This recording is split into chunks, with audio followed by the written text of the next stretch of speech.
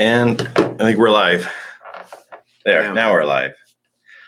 So we haven't made a video in a while, just because we've been pretty busy with traveling and our mining farm. We're going to be doing a video here soon on our trip to Europe and the blockchain convention that we, the expo that we went there, and kind of some of the cool stuff that we heard but today we're going to talk about our mining facility. So we're here in California, and we have two locations, and one of them that we're going to talk about is our 6,000 square foot location. We have That's the one that we've been focusing on recently. Yeah. So if you follow us on Instagram, you pretty much seen the progress on it, on the development of what we're adding and how many miners we're putting in there and all that good stuff. The potential problems that we're running into, just of airflow, heat dispersion, cooling, all that wonderful stuff. So the coolest thing though is we're solving this as we go. And in any particular situation, especially ours, we have a pretty big place. So we have a lot of room to do stuff. We're actually going to put together a container project. And we're thinking either a 20-foot or even a 10-foot container, with different airflows and different capacities. And I figured at this, if we do like a 20-foot container or even a 40-foot container, the Achilles heel that we're going to have, whether it be, airflow or whatever, it doesn't really matter with airflow and cooling and things like that if we don't have the power. So if we put together a container, and on some of these, actually Bitmain has their own ant box, that they have, that they don't really, sell too much of because it's all in prototypes, but we can get a hold of one. And they say they can put about 320, S9s in these, but, you need about 800 to 900 amps to run these things. So the majority of people can't use these things to capacity. So we're trying to put together a project where we could at least have maybe a standard when it comes to how many miners we can run, where we can put it, is it profitable, heating, cooling, all that kind of good stuff, all encompassing into one package. So we're thinking that even if we have say a 10 by 8, container, which is like half a 20-foot container, if we take that and we just find a normal industrial unit that has a standard 200 amp panel service 3-phase, we can throw these in there. You run about 50, 60 miners, S9s, get an HVAC guy to come in and vent out, all the hot air, and actually have a little bit of cooling, just in case it needs to have a little more cooling, for the unit itself, and then blast that out. We're thinking that we could potentially do between at current prices, around $9,000 to $10,000 a month of profit if we fill these miners up, get this done, boom, and then you're ready to go. The problem is, if you get a larger facility, you're going to run into issues like, power, and also your capacity. If you go into a regular facility, you're going, I'm going to grow and grow and grow. Well, you won't. You'll grow as much as your electricity will allow you to grow. So we've already experienced that before, to where we grew into one. We're going, okay, now we have to abandon the suite because they ran through HOA, so they wouldn't let us upgrade our panel. So there too, you have to make sure that when you go into a facility, a retail or an industrial space, that you have the flexibility. Talk to the owner saying, hey, look, we have a large amount of power that we need to do, that we need to take. Make sure that they know that you're not growing cannabis or something like that, because then they'll just kick you out. But you're not growing cannabis, but it seems like you are, because you're concerned about heat, you're concerned about electricity, all that stuff. So I would recommend that if you do go into a place, like say you want to get out of your shed or your garage or whatever you want to do, and you want to bring your mining facility to the next level, find a place that has the power either already there. Not too many places are going to have more than, let's say, 400 amps. And if you had 400 amps, you're looking at a place that's probably about, 4 or 5,000 square feet. So it's going to be pretty big. But if you have a smaller space, say like 1,500 or 2,000 square feet, most likely you're going to have a 200 amp service. So I'm figuring that if we can find spaces that I could have, say like 1,500 square feet, and I threw a 10 by 8, in there, I'm going to pay anywhere between, $1,000 or $1,500 a month in rent, depending on where you're at. And, if it's, try to go into industrial, it doesn't have to be pretty. Just make sure that, you're not going to invade on your neighbors, because it does get noisy from what you guys do. But after a while, it should be fine. So find an industrial place that does that. So if you do that kind of stuff, you can actually throw these into not just one space, but find 2 or 3 spaces or 5 spaces. It'll be cheaper for you to do that than do what we did, or do what most people do. If they bring in like a megawatt, that it would, like, say I had one of those 20-foot containers, or a 40-foot container, you have to bring in like a megawatt or like 2 megawatts to power these things. And most buildings will not say, okay, like, I have 2,000 square feet, I'm going to bring in 2 megawatts. They're going to look at you like you're fucking crazy. So for the most part, you have to be able to accommodate to today's, what's available for you. We're currently in the works of putting together, maybe 10 to 15 acres, and building a building, maybe a 20,000 square foot building, and housing our containers inside our own building once we do that. But in the process of doing that, we're not going to waste, 6 months to a year of mining just while we're speculating if we can put this facility together. We're going to try to find as many places as we can to put our containers in, and then just get it up and running like it's plug and play. I'm all in automation. I'm all into making things more efficient as I possibly can. In the current facility that we have, I have a solid rack that's going to go the width of our entire building, and then I'm going to build one cool aisle that's going to be able to blast, air probably about 40,000 CFM, blast through our miners.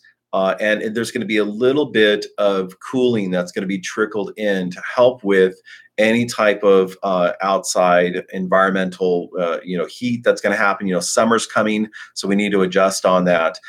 We also, to eradicate the heat from our facility, we installed a 22,000 CFM swamp cooler, but we're not going to be using it as a swamp cooler with air, because we're in a little more of a humid climate.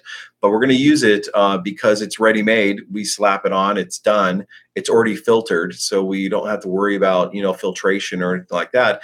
And it's going to keep our entire warehouse closed up, and then all it's going to do is create this negative pressure and blow everything out wherever we want it to blow out. So we have windows, we also have whirlybirds and things like that. So the minute we find our sweet spot of where it's blowing out, it's going to take all hot air that we have in the facility and just like kind of send it on its way. So these are the kind of things that you have to look forward to if you have a facility that you want to either get out of your garage or your back room or your shed. Is everyone's going to be dealing with heat, especially with summer coming along. So trying to find ways, I had a guy contact me on Instagram, and he was saying my things are overheating. It's crazy. Well, he had enough exit, CFM that are going, but he didn't have enough coming in, so he was creating this strain on his miners. So the minute he put in some more intake fans, some more airflow in there, it helped cool his miners down the way it should be. So these are the things that you have to take into consideration if you're going to get over 2 or 3 miners. If you have 10 or 15, awesome, but you're going to be dealing with heat, and also you're going to be dealing with electricity. The fluctuation in the market right now, when a lot of people, which is it's concerning that you see people that will only mine when it's totally profitable, and when it's not profitable, they just turn the damn things off.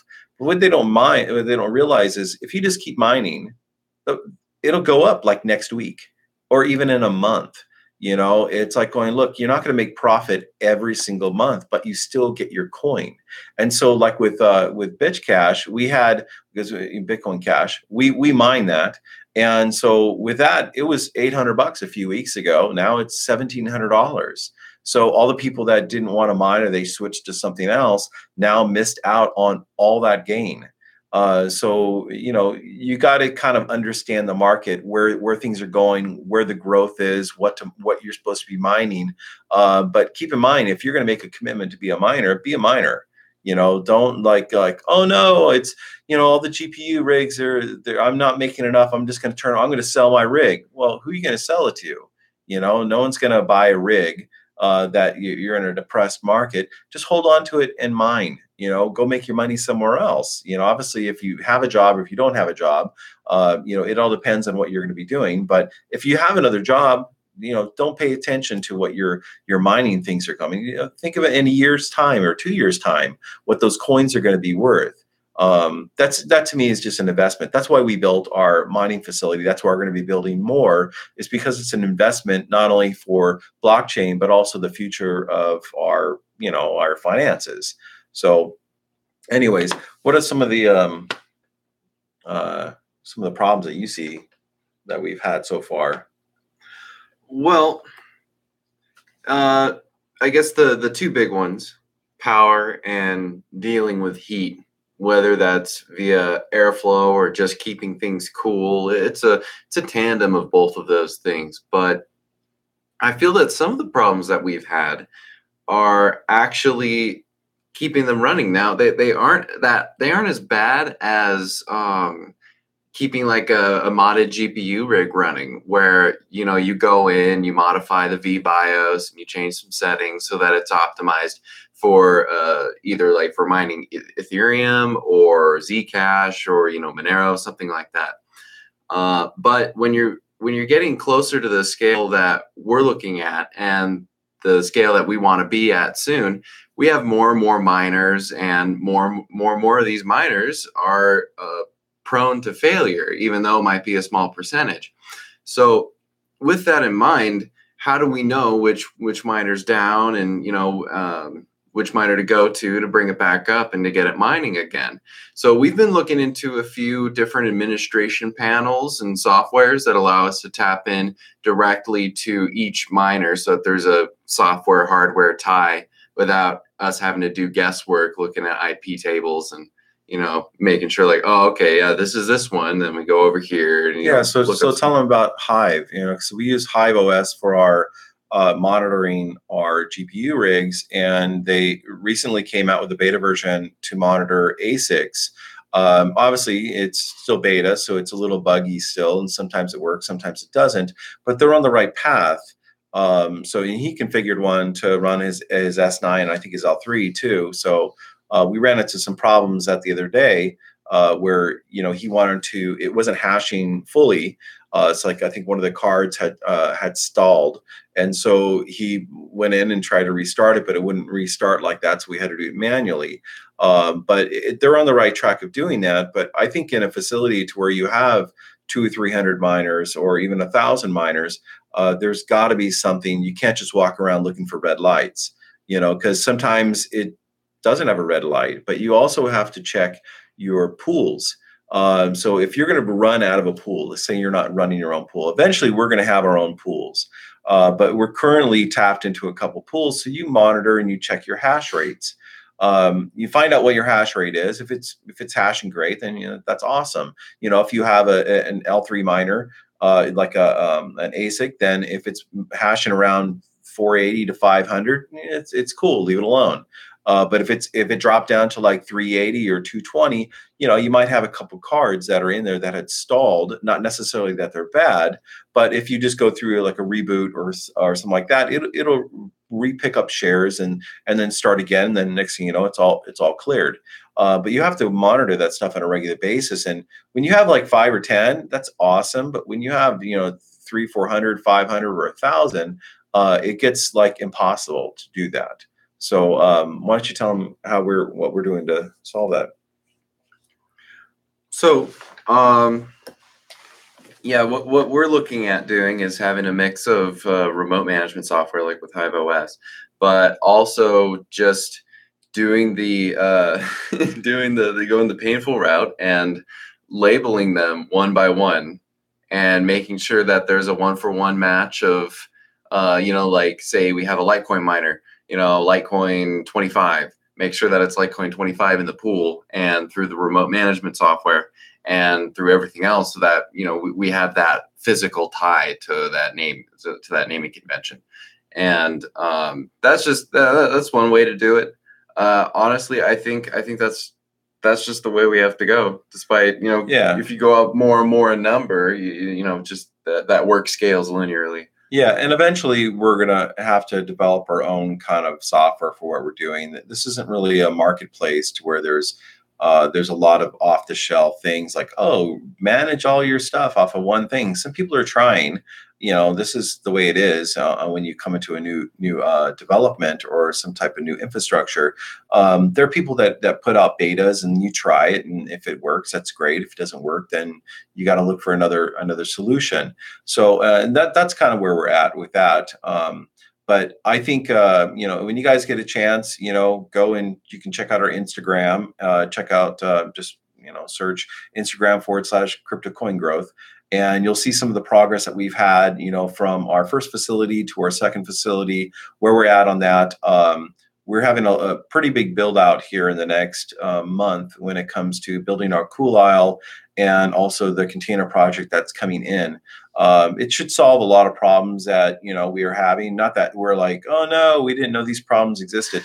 They all come as you grow. You have to constantly adjust. If you have 10 or 15 miners, it doesn't really affect the space that we're in.